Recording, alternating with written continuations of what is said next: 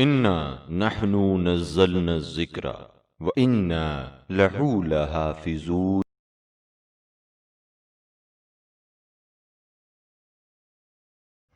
اعوذ باللہ من الشیطان الرجیم، بسم اللہ الرحمن الرحیم، وبہ نستعین وہو خیر معین۔ عزیزان محترم، قرآن اور معرفت امام حسین علیہ السلام کے عنوان سے یہ سلسلہ گفتگو آپ کی خدمت میں پیش کیا جا رہا ہے۔ بطور تمہید دو چار جملے میں یہاں پر عرض کرنا چاہوں گا، اور اس کے بعد انشاءاللہ ہم اپنی گفتگو کو آگے بڑھائیں گے۔ آپ دیکھیے کہ پیغمبر اکرم صلی اللہ علیہ وآلہ وسلم اپنی نگاہ نبوت سے دیکھ رہے تھے کہ مستقبل میں دین خدا کی بقا حسین مظلوم کی قیام اور شہادت پر منحصر ہے، لہٰذا حضرت صلی اللہ علیہ وآلہ وسلم نے اس سلسلے میں مؤثر ہونے والے تمام مقدمات فراہم کیے، اور ہر قدم پر اور ہر منزل پر امت کو اپنی رفتار اور اپنی کردار، اپنی گفتار اور اپنے اقوال ذری سے امت مسلمہ کو امام حسین علیہ السلام کی جانب متوجہ کر رہے تھے، تاکہ چھوٹے بڑے، عالم جاہل، مرد عورت، سب کے سب امام حسین سے پیغمبر اکرم صلی اللہ علیہ وآلہ وسلم کے اس انداز محبت کو دیکھیں اور ذہن نشین کر لیں، تاکہ جب کربلا میں امام حسین مظلوم کربلا کی نصرت کا وقت آئے تو لوگوں کو پیغمبر اسلام صلی اللہ علیہ وآلہ وسلم کی سیرت و سنت یاد آ جائے کہ حضور سرور کائنات، ختمی مرتبت، سید المرسلین، خاتم النبیین کس طرح عملی طور پر امام حسین علیہ السلام کی محبت کا ثبوت اور آپ کی عظمت کا اعلان فرماتے تھے، خصوصاً آیات کریمہ کی تفسیروں کے ذریعے امام حسین کی منزلت کو کس طرح بیان فرماتے تھے۔ آپ نے غور کیا؟ تاکہ جب امام حسین کربلا کے میدان میں، دشت نینوا میں مظلوم کربلا اپنی نصرت کے لیے لوگوں کو پکاریں تو امام حسین علیہ السلام کو دیکھ کر امت کو آئے تطہیر، آئے مباہلہ، دوش پیغمبر پر امام حسین علیہ السلام کا سوار ہونا، لبوں پر بوسہ کرنا، سینے سے امام حسین علیہ السلام کا پیغمبر کا لپٹا لینا، اور یہ سب کچھ حد یہ ہے کہ امام حسین علیہ السلام کے لیے حضرت کا ناقہ بننا امت کو یاد آ جائے۔ مگر افسوس، امت نے یہ سب کچھ بھلا دیا، اور مظلوم کربلا تپتے صحرا میں 3 روز کی بھوک اور پیاس کی شدت میں اپنے 72 ساتھیوں کے ساتھ اسلام کی حفاظت کے خاطر ڈٹے رہے، اور حل من ناصر ینصرنا کی صدائیں بلند کرتے رہے، لیکن کسی نے آپ کی نصرت کے لیے قدم نہیں بڑھایا۔ مگر امام حسین کی تشنہ لبی قیامت تک کے لیے اسلام کو سیراب کر گئی، خود پیاسے رہ کر اسلام کو سیرابی عطا کر دی، اور تا قیامت اسلام تازہ دم ہو گیا۔ پیغمبر اسلام کی اس عظیم سیرت اور امام حسین کے اس لاسانی کردار کا یہی نتیجہ تھا۔ پیغمبر اسلام صلی اللہ علیہ وآلہ وسلم نے جو امام حسین علیہ السلام سے اپنی محبت کا اظہار کیا ہے، اسی سیرت اور امام حسین علیہ السلام کے بے مثال اور بے نظیر کردار کا نتیجہ ہے کہ بہت سے صحابہ کرام نے اور تابعین نے، ذوی الاحترام نے کربلا کے بعد یزید کو خطا کار، فاسق، فاجر یا فاسق و فاجر لکھا ہے، یا اس کی تکفیر کی ہے، اور امام حسین علیہ السلام سید الشہداء کی تمجید کی ہے۔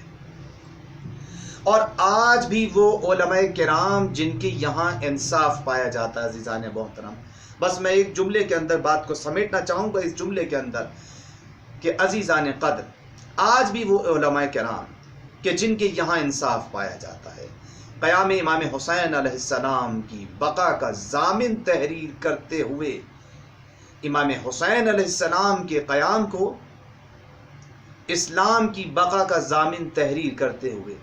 جھجک محسوس نہیں کرتے۔ اور جب ہم عزیزان محترم قرآن کریم کی آیات پر نگاہ ڈالتے ہیں، ہم قرآن کریم کا مطالعہ کرتے ہیں اور آیات کا مشاہدہ کرتے ہیں، تو ہم دیکھتے ہیں کہ امام حسین علیہ السلام کے بارے میں بہت سی آیات ہیں کہ جن میں قرآن کریم میں امام حسین علیہ السلام کے بارے میں بیان کی گئی ہیں۔ قرآن کریم میں یہاں تک کہ بعض افراد نے 128 آیات ہیں کہ جن کے بارے میں کہا ہے کہ یہ امام حسین علیہ السلام کے بارے میں، اور بعض حضرات نے، بعض ذوی الاحترام شخصیات نے کہا ہے کہ امام حسین علیہ السلام کے بارے میں قرآن کریم میں 250 کے قریب آیات بیان ہوئی ہیں۔ غور کیا آپ نے؟ تو 250 آیات امام حسین علیہ السلام کے بارے میں قرآن کریم میں موجود ہیں۔ اگر ہم ان آیات کی تقسیم بندی کریں تو ان میں بہت سی آیات ایسی ہیں جو بطور آشکار اور واضح طور پر امام حسین علیہ السلام کے بارے میں ہیں، اور بہت سی آیات ایسی ہیں کہ جو تفسیر اور تعویل کی بنیاد پر کہا جاتا ہے کہ یہ امام حسین علیہ السلام کے بارے میں ہیں۔ تو کچھ آیات ایسی ہیں کہ جن کی تفسیر اور تعویل کی بنیاد پر امام حسین علیہ السلام کے بارے میں بیان کی جاتی ہیں، اور کچھ کے بارے میں کہا جاتا ہے کہ یہ آیات امام حسین علیہ السلام کے بارے میں ہیں۔ تو اب آپ یہ دیکھیے کہ اگر ہم ان آیات کی تقسیم بندی کریں، ان آیات کی، تو ہم دیکھیں گے کہ ان کو مختلف قسموں میں تقسیم کیا جا سکتا ہے۔ عزیزان محترم، آپ دیکھیے کہ مثال کے طور پر ہم یہاں پر بعض آیات وہ ہیں کہ جو منابع روائی اور تفسیری کی بنا پر کہا جاتا ہے کہ یہ آیات امام حسین علیہ السلام کی شان میں نازل ہوئی ہیں، امام حسین علیہ السلام کے بارے میں ہیں۔ جیسے مثال کے طور پر سورہ اسراء کی آیت نمبر 33، اسی طرح سے سورہ رحمان آیت نمبر 22، اور اسی طریقے سے اگر ہم ان آیات کا مشاہدہ کریں تو سورہ تکویر کی آیت نمبر 8، اور سورہ فجر کہ جسے امام حسین علیہ السلام کے نام سے منسوب کیا جاتا ہے، سورہ فجر کی آیت نمبر 27 بھی امام حسین علیہ السلام کے بارے میں ہے، اور اسی طریقے سے سورہ 3 کی آیت نمبر پہلی آیت جو ہے وہ بھی امام حسین علیہ السلام کے بارے میں بیان کی جاتی ہے۔ تو یہ ایک کیٹیگری وہ ہے آیات کی، ایک حصہ آیات کا وہ ہے، ایک قسم وہ ہے کہ جسے یوں کہا جاتا ہے کہ یہ آیات امام حسین علیہ السلام کے بارے میں۔ اور آیات کی دوسری قسم وہ ہے عزیزان محترم کہ جو امام حسین پر تطبیق کی جاتی ہیں، یعنی کہا جاتا ہے کہ یہ آیات امام حسین علیہ السلام پر منطبق ہوتی ہیں۔ مثال کے طور پر اگر ہم آیات کا مشاہدہ کریں تو آپ دیکھیں گے کہ سورہ بقرہ کی آیت نمبر 84، اسی طرح سے آیت نمبر 193، اسی طرح سے آیت نمبر 62، سورہ انعام کی آیت نمبر 62 یعنی آیت نمبر 62، اور اسی طرح سے سورہ صافات کی آیت نمبر 88 اور سورہ زخرف کی آیت نمبر 28 امام حسین علیہ السلام پر منطبق کی جاتی ہیں۔ بات واضح؟ اب تیسری اگر ہم قسم کا مطالعہ کریں تو آپ دیکھیں گے کہ آیات کی تیسری قسم وہ ہے کہ جو امام حسن اور امام حسین علیہ السلام کی شان میں بیان کی جاتی ہیں۔ مثال کے طور پر سورہ آل عمران کی آیت نمبر 61، اسی طرح سے سورہ انعام قرآن مجید کا 6واں سورہ اور اس کی آیت نمبر 84 کو بھی امام حسنین شریفین کے بارے میں بیان کیا جاتا ہے۔ اسی طرح سے سورہ رحمان کی آیت نمبر 17، سورہ واقعہ کی آیت نمبر 89، اور اسی طرح سورہ حدید کی آیت نمبر 12، آیت نمبر 88، اور اسی طرح سورہ فجر کی آیت نمبر 3 کے بارے میں کہا جاتا ہے کہ یہ امام حسنین شریفین، امام حسن اور امام حسین علیہ السلام کے بارے میں ہیں۔ آیات کی چوتھی قسم جب ہم دستہ بندی کرتے ہیں آیات کی تو ہم دیکھتے ہیں کہ آیات کی چوتھی قسم وہ ہے کہ جو پنجتن پاک آل ابا علیہ السلام کے بارے میں ہیں۔ مثال کے طور پر سورہ بقرہ کی آیت نمبر 37، سورہ بقرہ کی آیت نمبر 54، سورہ بقرہ کی آیت نمبر 60، اور اسی طرح سورہ آل عمران کی 7 نمبر آیت اور سورہ آل عمران کی آیت نمبر 110۔ اسی طرح سے سورہ نساء کی آیت نمبر 43، سورہ مائدہ کی آیت نمبر 54 اور بہت ساری آیات ہیں۔ مثال کے طور پر سورہ آراف کی آیت نمبر 46، آیت نمبر 157، سورہ یونس کی آیت نمبر 63، سورہ نحل کی آیت نمبر 43، سورہ اسراء کی آیت نمبر 44، سورہ مؤمنون کی آیت نمبر 111، سورہ فرقان کی آیت نمبر 10 اور اسی طرح سے آیت نمبر 54 اور دیگر بہت ساری آیات ہیں کہ جو کہا جاتا ہے کہ یہ آیات مفسرین نے پنجتن پاک علیہ السلام آل آبا کے بارے میں نقل کی ہیں، بیان کیا ہے کہ یہ آیات ان کے بارے میں ہے۔ اسی طرح سے جب عزیزان محترم ہم دیکھتے ہیں کہ آیات کی 5ویں قسم وہ ہے کہ جو 12 معصومین علیہ السلام یا 14 معصومین علیہ السلام کے بارے میں ہے۔ مثال کے طور پر آج سورہ بقرہ کی آیت نمبر 31، آیت نمبر 31، آیت نمبر 35، آیت نمبر 136 اور اسی طرح سے آیت نمبر 137، یہ پنجتن پاک کے علاوہ 12 کے 12 معصومین علیہ السلام کے بارے میں، 14 معصومین علیہ السلام کے بارے میں کہا گیا ہے کہ یہ آیات ان کے بارے میں ہیں۔ اسی طرح سورہ آل عمران کی آیت نمبر 36، آیت نمبر 95 اور آیت نمبر 185 کے لیے کہا جاتا ہے کہ یہ آیات 14 معصومین علیہ السلام کے بارے میں، اور اسی طرح آل عمران کی آیت نمبر 200، اسی طرح سورہ نساء کی آیت نمبر 59 اور بہت ساری آیات ہیں۔ کیونکہ دامن وقت میں گنجائش نہیں ہے اس لیے نہایت اختصار کے ساتھ بیان کر رہے ہیں، مسلسل ہماری جو مزید گفتگو ہوگی اس میں ہم بیان کریں گے۔ اسی طرح سے سورہ کوثر کی آیت نمبر 1 اہل بیت علیہ السلام 14 معصومین علیہ السلام کے بارے میں ہے۔ تو عزیزان محترم آیات کی 6ٹھی قسم ہم اس کو بیان کر سکتے ہیں کہ بعض آیات وہ ہیں کہ جو پنجتن پاک علیہ السلام کے علاوہ ان کے ساتھ ساتھ حضرت حمزہ، حضرت جعفر طیار، جناب عقیل اور حضرت خدیجہ سلام اللہ علیہا اور ان مقدس ہستیوں کے بارے میں ہے۔ جیسے مثال کے طور پر سورہ آل عمران کی آیت نمبر 33، سورہ کہف کی آیت نمبر 3، اسی طرح سورہ حج کی آیت نمبر 44، غور کیا آپ نے، سورہ حج کی آیت نمبر 40 اور سورہ فاطر کی آیت نمبر 21، سورہ غافر کی آیت نمبر 7، سورہ تحریم کی آیت نمبر 8، یہ تمام کی تمام آیات ان مقدس اور محترم شخصیات کے بارے میں۔ ان کے علاوہ بھی اگر ہم دیکھیں تو بے شمار آیات ہیں کہ جن کے ذیل میں امام حسین علیہ السلام کے بارے میں متعدد روایات بیان کی گئی ہیں۔ انشاءاللہ ہم وقتاً فوقتاً اسی سلسلے کو آگے بڑھائیں گے قرآن اور معرفت امام حسین علیہ السلام کے عنوان سے، اور ہماری کوشش یہ ہوگی کہ ہم آیات کے ذریعے امام حسین علیہ السلام کی معرفت کے سلسلے کو آگے بڑھائیں۔ آپ یہ دیکھیں کہ کبھی کبھی کسی معترض کے ذہن میں ہماری گزشتہ گفتگو سے یہ سوال پیدا ہو سکتا ہے، یا جب وہ مطالعہ کرتا ہے تو اس کے ذہن کے اندر یہ سوال پیدا ہو سکتا ہے۔ آپ توجہ کیجئے کہ اگر امام حسین علیہ السلام یا کسی اور کے دل میں بھی یہ خیال پیدا ہو سکتا ہے کہ اگر امام حسین علیہ السلام اور خاندان عصمت اور طہارت اگر پروردگار عالم کی نگاہ میں اتنے محترم تھے کہ جتنے آپ بیان کر رہے ہیں کہ 250 آیات ان کے بارے میں بیان کی جاتی ہیں، تو اگر اتنے عظیم المرتبت تھے اور امام حسین علیہ السلام پروردگار کی بارگاہ میں اتنے محترم تھے تو کہیں تو ان کا قرآن کریم میں نام آتا، کہیں تو ان کا ذکر ہوتا۔ لیکن عزیزان محترم آپ توجہ کیجئے کہ معترض اس سوال کے انداز بتا رہا ہے کہ معترض یہ سمجھتا ہے کہ خداوند عالم کے نزدیک قرآن کریم میں یا آسمانی کتابوں میں بس ایک ہی طریقہ پایا جاتا ہے کہ جو اولیاء الہی ہیں، جو ہادیان برحق ہیں، جو واجب الاطاعت امام ہیں، ان کا بس نام قرآن کریم میں آ جائے، آسمانی کتابوں میں ذکر ہو جائے۔ حالانکہ آپ اگر قرآن کریم کا مطالعہ کریں، مشاہدہ کریں، آیات کو پڑھیں تو آپ کو اندازہ ہوگا کہ خداوند عالم نے خود قرآن کریم کے اندر مصلحت کی بنیاد پر 3 مختلف طریقے استعمال کیے ہیں۔ مثال کے طور پر سب سے پہلے یہ کہ قرآن کریم نے جس ولی الہی کا تذکرہ کیا ہے اس کا نام بیان کیا ہے، پہلا طریقہ یہ ہے، جی بالکل، کہ اس کا نام بیان کیا ہے۔ جیسے مثال کے طور پر پیغمبر اکرم صلی اللہ علیہ وآلہ وسلم کا اسم مبارک انجیل کے اندر بیان کیا تھا اور ان کا تعارف کروایا تھا نام لے کر، وَمُبَشِّرًا بِرَسُولٍ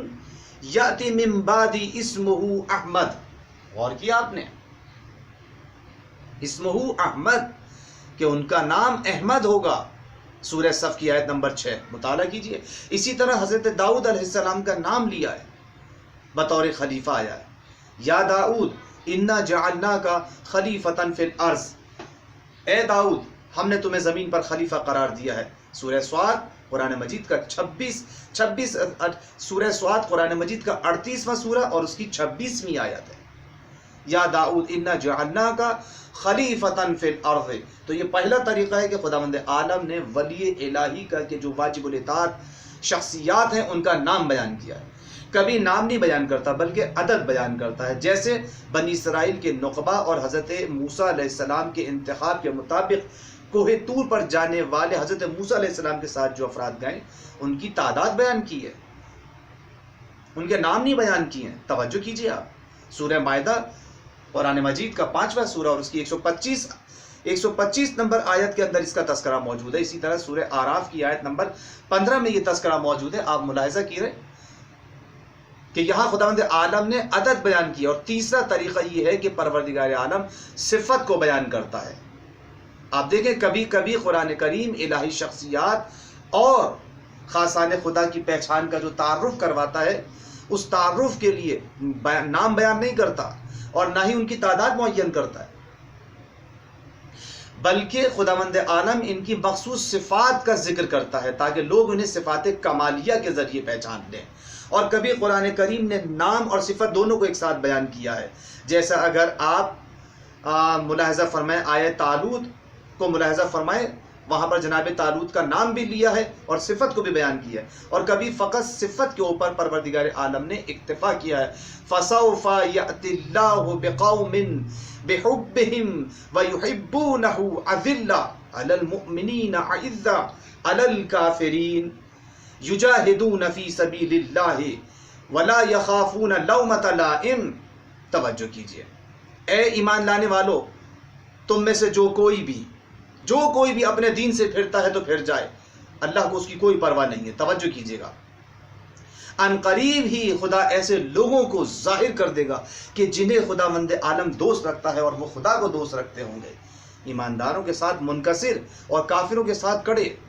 خدا کی راہ میں جہاد کریں گے اور کسی ملامت کرنے والے کی ملامت کی کوئی پرواہ نہیں کریں گے۔ اور کیا آپ نے توجہ کیجئے،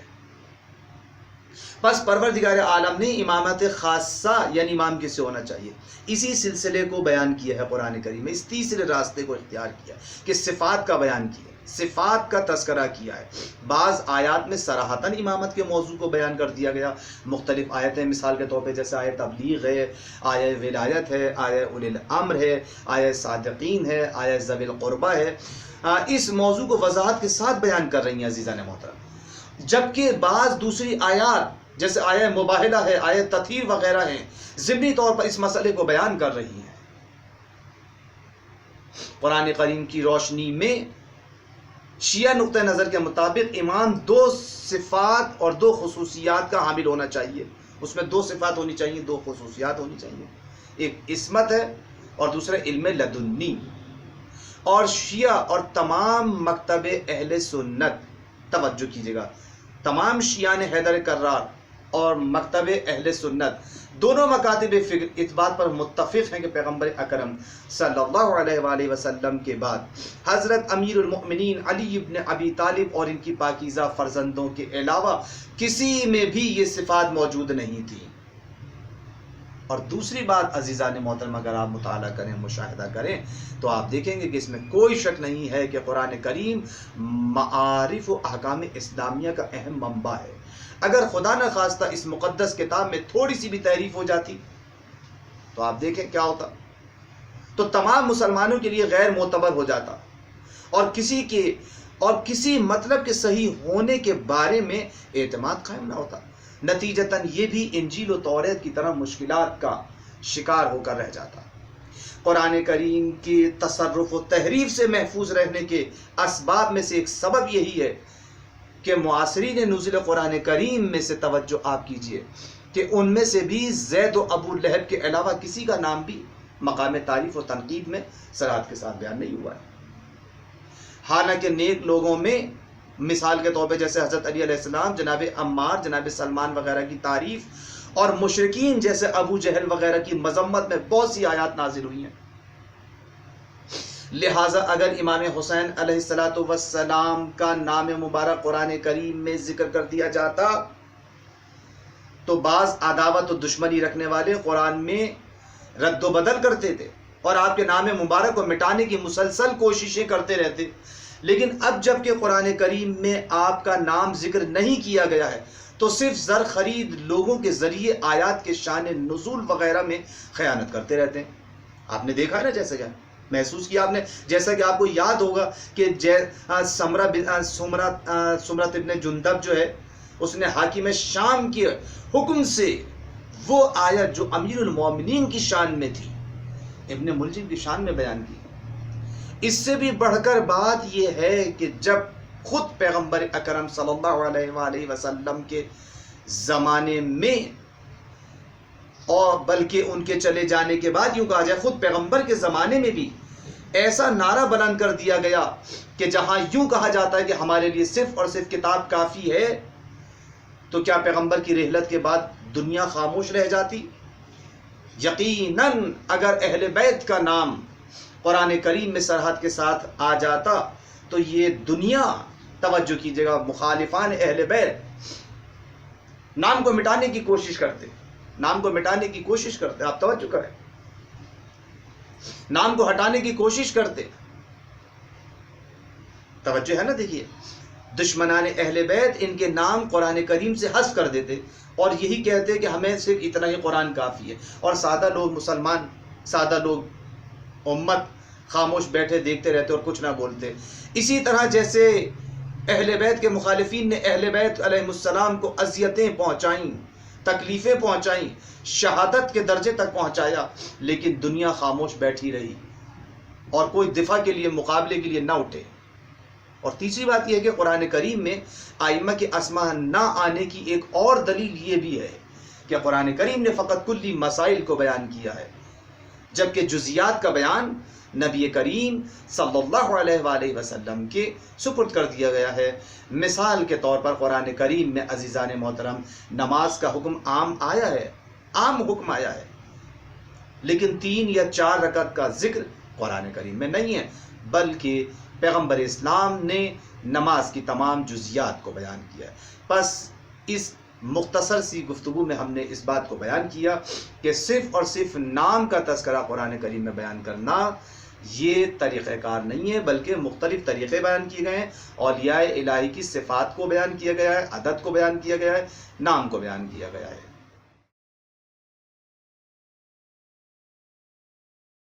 سبسکرائب کیجئے ذکر ٹی وی اور اس علم کے سفر میں ہمارے قدم کے ساتھ قدم ملائیے۔